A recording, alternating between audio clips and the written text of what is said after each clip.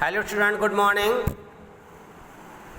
Yesterday we have read that how the narrator started down 3 times and he was very much perplexed when he was in the water.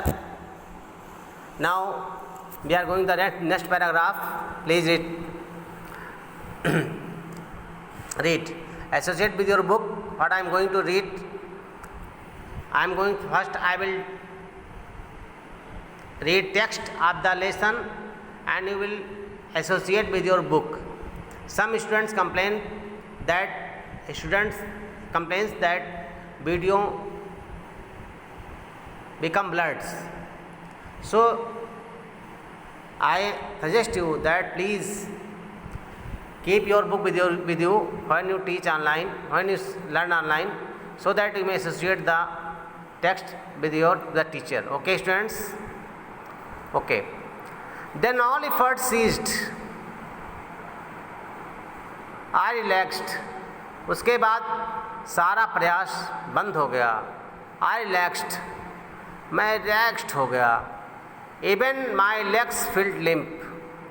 मैंने अपना पैर भी बिल्कुल bake महसूस किया. And blackness swept over my brain. और मेरे दिमाग पे बिल्कुल काला काला छा गया. मेरा दिमाग बिल्कुल ब्लैकआउट हो गया, शांत हो गया, कुछ था ही नहीं इसमें. It wiped out fear. डर निकल चुका था. It wiped out terror. Terror भी निकल चुका था. There were no more panic. अब कोई डर नहीं था, कोई भी डर नहीं था. It was quiet and peaceful. बहुत शांति थी. Nothing to be afraid of. मुझे किसी चीज़ का डर नहीं था. This is nice. ये अजीब था, अच्छा था. To be drowsy. मैं बिल्कुल नींद में खो गया था. ड्राउसी मतलब होता है नींदाना. To go to sleep. मैं सोने जा रहा था. No need to jump. अब मुझे जंप लगाने की ज़रूरत नहीं थी. Too tired to jump. मैं जंप लगाकर थक गया था. It's nice to be carried gently. To float along in peace space. मुझे लगता था कि मैं किसी स्पेस में टहल रहा हूँ, घूम रहा हूँ. Tender arms around me. लगता था कोई नाजुक सी बाहें मेरे आसपास मुझे घेरे हैं. Tenders are like my mother. जैसे मेरी माँ की प्यारी भरी बाहें होती थीं, वैसे ही मेरी कोई बाहें हैं. और मुझे सोना चाहिए था. I cross to oblivion and the curtain of the life fell. मैं ओब्लिवियन मतलब होता है सब कुछ भूल जाना, भुला देना. मैं उस स्मृति के पार चला गया था. मुझे सब कुछ भूला जा रहा था और लग रहा था कि मेरे जीवन का जो पर्दा है वो गिर चुका था. The next I remember.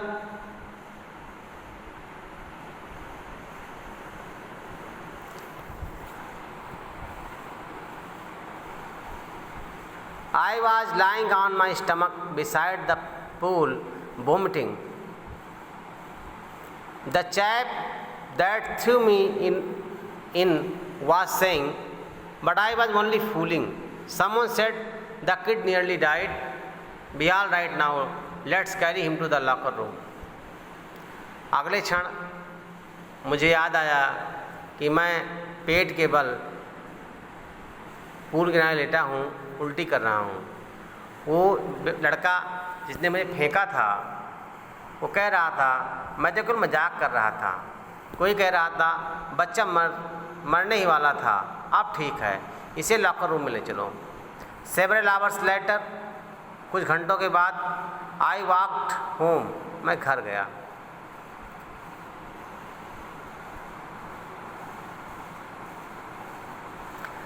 I was weak and trembling. I shook and cried when I lay on my bed. मैं बहुत कमज़ोर था, कांप रहा था. मैं रोया जब मुझे बेड पर लिटाया गया. I could not eat that night. उस रात मैं खा नहीं सका. For days a haunting fear was in my heart. कई दिनों तक वो भयानक डर मेरे हृदय में था. The slightest exertion upset me.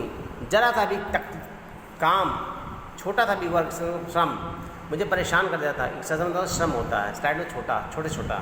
Making me wobbly in the knees and sick to my stomach. मेरे घुटनों में अजीब सा महसूस होता था दर्द, और मेरे पेट में. I never went to the pool. I feared water, avoided it whenever I could. उसके बाद मैं कभी पूल पर नहीं गया, पानी से बचने लगा। A few years later when I came to know the waters of the Cascades, I wanted to get into them. कुछ सालों के बाद जब मैंने सुना कैस्केड्स के बारे में, पानी के बारे में, तो मैं वहाँ जाना चाहता था। एंड whenever I did, और जब भी मैं वहाँ गया, whether I was wading the Titan or bumping river or bathing in warm lake of the good rocks, the terror that seized me in the pool would come back. जब भी मैं Titan या बम्पिंग रिवर में नहाने के लिए warm lake में जाता गोट रॉक्स में, तो वो डर जो मुझे पूल में लगा था मुझे जकड़ लेता। It would take possession of my completely, मुझे पूरी तरह से मेरे अपने अधिकार में कर लेता डर। My legs would become paralysed, और डर के मारे मेरा जो पैर था वो पैरालाइज हो जाता। Icy horror would grab my heart, और एक ठंडा डर मेरे हार्ट को जकड़ लेता। ओके स्टूडेंट्स, आज के लिए इतना ही। कल आपको नेक्स्ट पैराग्राफ पढ़ाएंगे। आप ये डिफ़िकल्ट वर्ड्स जो मैंने बताया उसकी मीनिंग लिख लीजिएगा, करिएगा। Okay bye.